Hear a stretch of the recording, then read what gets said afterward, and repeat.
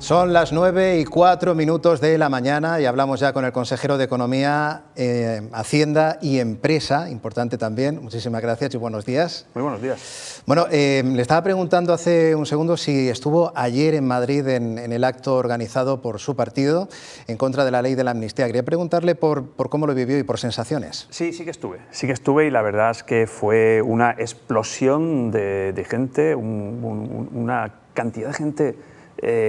Pues a mí me gustó mucho porque vi por un lado rabia, pero por otro lado vi ilusión y vi ganas de que, bueno, pues todo lo que se está pergeñando con esta ignominiosa amnistía que propone el gobierno de Sánchez pueda ser revertido y porque impere el sentido común. La verdad es que frente a aquellos agoreros que hablaban de una asistencia muy escasa, yo creo que desbordó con creces todas las previsiones. Hablan de más de 60.000 asistentes. Yo le digo que yo no pude acceder y llegué una hora antes. Era imposible acceder a la plaza. Hemos oído hace unos segundos un testimonio de una señora que decía que todo este asunto de la amnistía y de Puigdemont que le quitaba el sueño. ¿A usted le pasa igual? Evidentemente, yo creo que a cualquier español le viene esta situación que está provocando el presidente Sánchez pactando con gente que no quiere la unidad de España, nos debe quitar el sueño a cualquier demócrata, sin duda. Después de este acto multitudinario y también de las críticas que hemos visto en el seno del Partido Socialista, sobre todo los históricos, hacia Pedro Sánchez, ¿usted cree que en la sesión de investidura de Núñez Feijóo de esta semana podrá el PP arañar algún voto?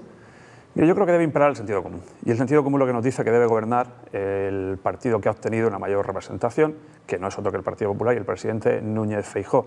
Espero y deseo que, efectivamente, el sentido común sea lo que haga que esta situación se produzca. No les sé decir si habrá militantes, habrá diputados socialistas, no lo sé, pero desde luego sería lo deseable. Yo apelo también a que, por ejemplo, el Partido Nacionalista Vasco, que siempre ha sido un partido de centro-derecha, muy alineado con las políticas económicas del Partido Popular, pues en el último momento tenga un atisbo de cordura y entienda que la mejor solución, la mejor situación que se nos puede dar en este país es que Alberto Núñez Feijóo sea el presidente. La sensación que da es que Núñez Feijóo no ha tirado la toalla todavía. En absoluto, nunca.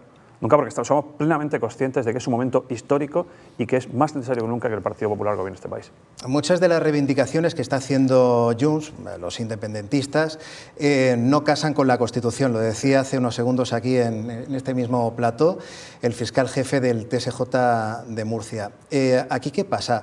Porque o bien salen adelante esas leyes que acaban en el Constitucional, o bien lo que está haciendo Pedro Sánchez es intentar engañar a los independentistas para que le voten el día clave. Pero es que es la segunda vez que les engañaría, porque esto ya lo hizo anteriormente. Entonces ahí me sorprende la credulidad de Junts, en este caso, cuando el presidente Sánchez les pone propuestas, primero que sabe que no son incardinables en la Constitución y que luego sabe que ya se los puso, porque Sánchez ya habló con el independentismo sobre el referéndum de independencia, que al final, como bien sabe, no se produjo. Entonces no sé cómo se puede tener la bisoñez de caer dos veces en la misma trampa. También ayer en la manifestación se hablaba de que todo esto podía generar españoles de primera, españoles de segunda. ¿Cómo puede afectar todo esto a la gente de la región de Murcia? Sabemos que Murcia es una de las regiones peor financiadas, pero es que ahora mismo los independentistas catalanes están pidiendo que se les perdone la deuda del FLA y están cifrando en cifras milmillonarias la deuda histórica. Le corrijo, si me permite, no somos una de las comunidades peor financiadas, somos la comunidad peor financiada de toda España. Y estamos hablando efectivamente de una propuesta de condonación o una solicitud de condonación de la deuda de Cataluña, que son 70.000 millones de euros. Claro, evidentemente se produce una situación de ciudadanos de primera y de segunda. Oiga, ¿qué pasa con la deuda de la región de Murcia generada por el sistema de infrafinanciación? Entiendo que si se produce la condonación de la deuda catalana, se producirá del mismo modo la condonación de la deuda de la región de Murcia. Si no, se agudizará esa diferencia entre ciudadanos de primera y ciudadanos de segunda que ya nos provoca el propio sistema de infrafinanciación. Bueno, y todo esto sin conocer aquí en la región de Murcia las cifras de entrega a cuenta básicas para iniciar el trabajo que López Miras le ha encomendado. Son los presupuestos para el año que viene, que no es poca cosa. No es poca cosa, pero desde luego es nuestro principal reto y es un reto en el que ya estamos trabajando. Lo estuvo la Consejería, porque los técnicos de la Consejería de la Dirección General de Presupuestos han estado trabajando en los escenarios presupuestarios y ahora, que ya hay consejero, con más razón. Pero es que sin esa variable que supone, mire, prácticamente, aproximadamente, puede ser un 80% de la conformación del presupuesto la cifra de las entregas a cuenta. Es decir, yo el 20% restante lo tengo avanzado, pero si el Gobierno no me proporciona ese dato, que supone el 80% del presupuesto, difícilmente puedo terminar de ultimar los presupuestos regionales. Sabe también que muchos expertos, muchas instituciones están vaticinando una desaceleración de la economía. Hemos visto datos peligrosos, como por ejemplo el cierre del grifo de los productores del crudo, que está haciendo que se disparen los precios de las gasolinas. Y también estamos viendo una caída de las exportaciones, que es uno de los principales motores de crecimiento de la economía. No sé cómo va a repercutir todo esto, todas estas previsiones pesimistas, en los próximos presupuestos, porque recordemos que el año pasado, bueno, los presupuestos actuales tienen un techo de gasto récord. Yo me imagino que los del año que viene serán restrictivos. Bueno, en primer lugar hay que decir que frente a todos los datos que usted me está dando, el presidente Sánchez le diría que España va como una moto. Yo creo que esto ya ha quedado bastante claro y precisamente en esta casa y en los debates que mantuvimos en la campaña electoral intentábamos desmontar esta falacia. La economía española no va como una moto y, insisto, los datos refutan o validan esta afirmación. Evidentemente el panorama económico de los próximos meses no es nada halagüeño y esto tiene una traslación tanto al presupuesto, a los presupuestos generales del Estado como a los de la Comunidad Autónoma de la Región de Murcia. Sin embargo, nosotros esperamos que sean unos presupuestos, fíjese, expansivos. ¿Por qué? Porque las entregas a cuenta que tiene que realizar el Gobierno de Sánchez, que como le digo, supone aproximadamente el 80% del total del presupuesto regional, se basan en la recaudación tributaria de hace 2 años, es decir, del año 22. Recaudación tributaria que, como consecuencia de la inflación. Y de los más de 15 o 20 o 30, ya no recuerdo, impuestos que subió el presidente Sánchez, fue una recaudación récord.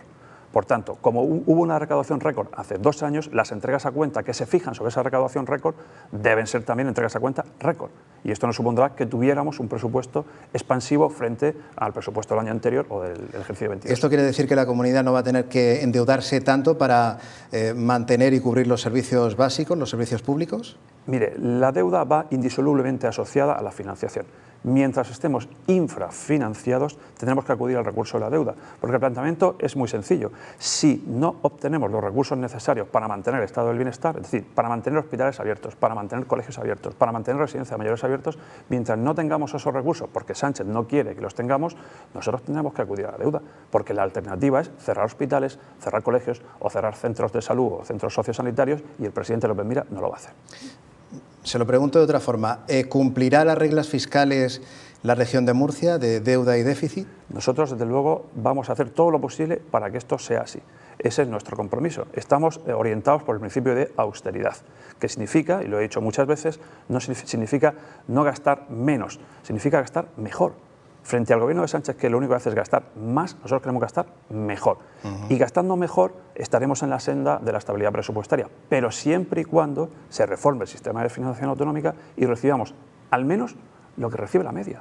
Nosotros no queremos ser unos privilegiados, lo que queremos dejar de ser ciudadanos de segunda. Solo pido que nos den lo mismo que le dan al resto de españoles.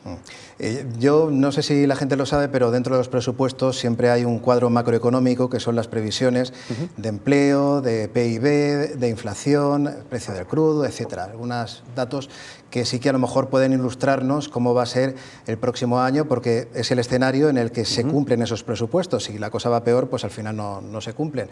¿Nos puede adelantar alguno de esos datos? ¿Cuánto prevé crecer la economía regional el próximo año y cuánto empleo se prevé generar o destruir? Mire, nosotros hemos tenido no voy a decir suerte porque al final es fruto del trabajo, pero sí la validación por parte de la AIREF en el ejercicio anterior de nuestras previsiones macroeconómicas, que siempre han sido muy prudentes. El año pasado estimamos que íbamos a crecer al 0,9% y crecimos al 1%, pero nosotros siempre estimamos a la baja. Preferimos quedarnos cortos que pasarnos, porque, insisto, estamos inspirados no solo por la austeridad, sino también por la prudencia. En este ejercicio estamos haciendo ya las previsiones de crecimiento y siempre le digo, siempre las estamos haciendo por abajo de lo que indican todos los expertos económicos. Oiga, mire, si luego crecemos por arriba de nuestras previsiones, como será lo más lógico, pues tanto mejor. Pero es que yo creo que es conveniente ser prudente, ser moderado en las estimaciones y no hacer como hace el gobierno de Sánchez y la ministra Montero, que establece unas previsiones de crecimiento del 5, el 6% y luego no son ni una tercera parte. Oiga, esto al final se traduce sin ninguna duda en deuda y déficit. Bueno, seamos prudentes y si crecemos más, pues mucho mejor. Es un mensaje, el de la prudencia, que también deben anotar las economías domésticas. Se lo digo por todo lo que ha pasado con la inflación. Luego hemos pasado un domingo en el que las cifras han sido, un verano en el que las cifras de turismo han sido históricas, o sea, se ha gastado lo que se tenía y lo que no se tenía también. Y luego una incertidumbre, una cuestión que se preguntan cada año los ciudadanos. ¿Me van a subir los impuestos? ¿Me van a asfixiar todavía más? Bueno, como sabe, va dentro del ADN del Gobierno de la Región de Murcia y del Partido Popular la moderación fiscal. ¿Esto significa bajar impuestos sine die, bajar impuestos todo el tiempo? No. No, porque no se puede estar bajando impuestos continuamente. Llega un momento, fíjese, si bajamos los impuestos a cero, por debajo del cero ya no hay más nada. Se trata, insisto, nosotros estamos muy focalizados en el gasto, en gastar bien, en gastar mejor.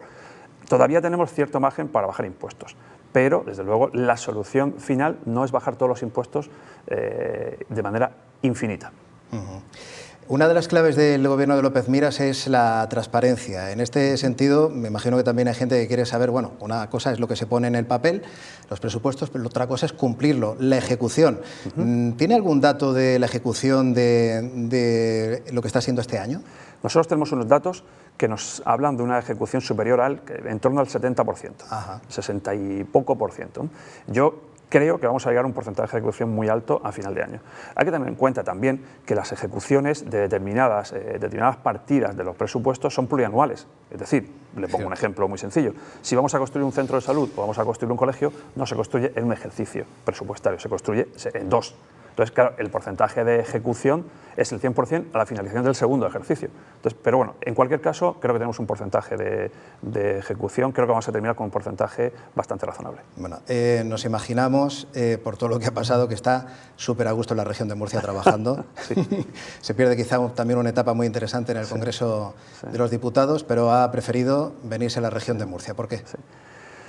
Bueno, mire, yo siempre lo he dicho, yo soy muy de la región de Murcia, estoy tremendamente apegado a mi región, entré en política para trabajar por mi región y entendí, tras un proceso de reflexión, que podía ser más útil para mi región aquí que en Madrid.